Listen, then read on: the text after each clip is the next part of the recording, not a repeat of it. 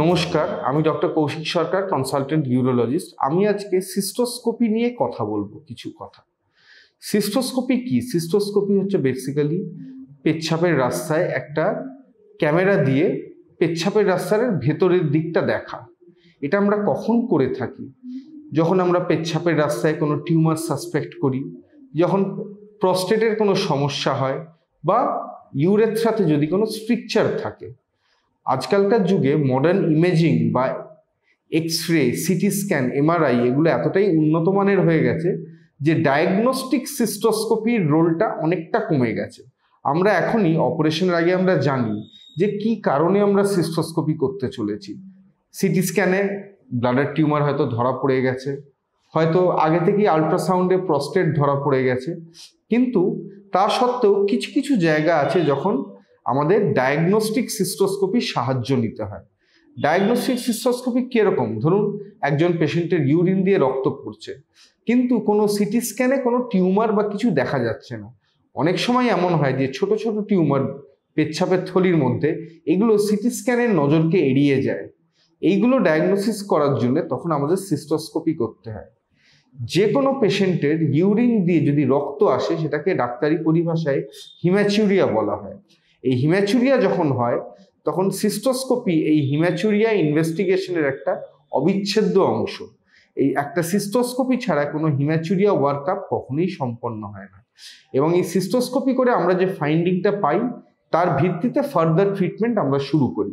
যেমন সিস্টোস্কোপি করে দেখলাম যে কারোর হয়তো ইউরিন দিয়ে ব্লিডিং আসছে, সিস্টোস্কোপিতে দেখলাম তার প্রস্টেট গ্ল্যান্ড বড় হয়েছে এবং সেটাই ব্লিডিংয়ের উৎস। তখন আমরা মাইক্রোসার্জারির মাধ্যমে সেই প্রস্টেট গ্ল্যান্ডটাকে সম্পূর্ণভাবে রিমুভ করে দিতে পারি। অনেক সময় এমন হয় যে পেচ্ছাপের থলিতে খুব ছোট ছোট টিউমার থাকে, যেগুলো ব্লিডিংয়ের কারণ হয়, যেটা আমরা সিটি স্ক্যানেও ধরতে পারি না। তখন আমাদের সিস্টোস্কোপির সাহায্য নিতে হয় দেখার জন্য যে কোনো টিউমার আছে কিনা।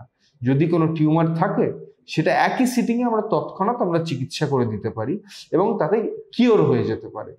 সিস্টোস্কোপি সাধারণত ডায়াগনস্টিক সিস্টোস্কোপি বলতে যেটা বোঝায়, এটা একটা ডে কেয়ার প্রসিডিওর হিসেবে করা যেতে পারে। মানে পেশেন্ট এলেন, সিস্টোস্কোপি করলেন, বাড়ি চলে গেলেন।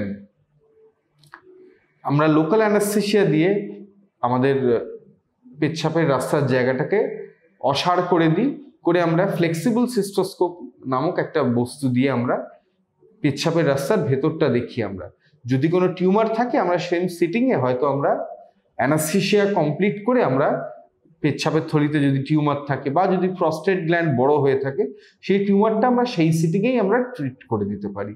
এটাই হচ্ছে ডায়াগনস্টিক সিস্টোস্কোপির পারপাস। এছাড়া কিছু কিছু ক্ষেত্রে আমাদের থেরাপিউটিক্যালি সিস্টোস্কোপি যেমন করি আমরা, ইউরেথ্রাল স্ট্রিকচারে সিস্টোস্কোপি অ্যান্ড ইউরেথ্রাল ডায়ালিটেশন, আমরা সিস্টোস্কোপির মাধ্যমে পেচ্ছাপের রাস্তাটা সম্পূর্ণভাবে দেখে নিই এবং আমরা আন্ডার ভিজুয়াল গাইডেন্স আমরা ডায়ালিটেশন করে দিতে পারি পুরো রাস্তাটার। আগেকাল আমরা শুনতাম যে ইউরেথ্রাল স্ট্রিকচার হয়েছে, ইউরেথ্রাল ডায়ালিটেশন করে দেওয়া, তখন করা হতো লম্বা লম্বা মেটালিক ডাইলেটার দিয়ে। সেগুলো আমরা এখনো ইউজ করি, কিন্তু এগুলোর ব্যবহার অনেক কমে গেছে, কারণ এখন blind dilatation of the urethral কোনো রোল নেই। কারণ আমি যদি একটা স্ট্রিকচারের ব্লাইন্ডলি ডাইলেট করি, সেই আমার ডাইলেটার কোন দিকে যাচ্ছে আমরা কিন্তু জানতে পারবো না। কিন্তু সিস্টোস্কোপি করে যে ডাইলেটেশনটা করা হয়, সেটা আমি সবসময় নিশ্চিন্ত যে আমার ডাইলেটেশন সঠিক দিশায় হচ্ছে। মানে আমি ইউরেথ্রা ছাড়া শরীরের অন্য কোনো অর্গানকে কোনো ক্ষতি করছি না। এছাড়া আরেকটা জিনিস থাকে ডায়াগনস্টিক সিস্টোস্কোপি, যেটা সব থেকে কমনলি আমরা করে থাকি, সেটাকে বলি আমরা চেক সিস্টোস্কোপি।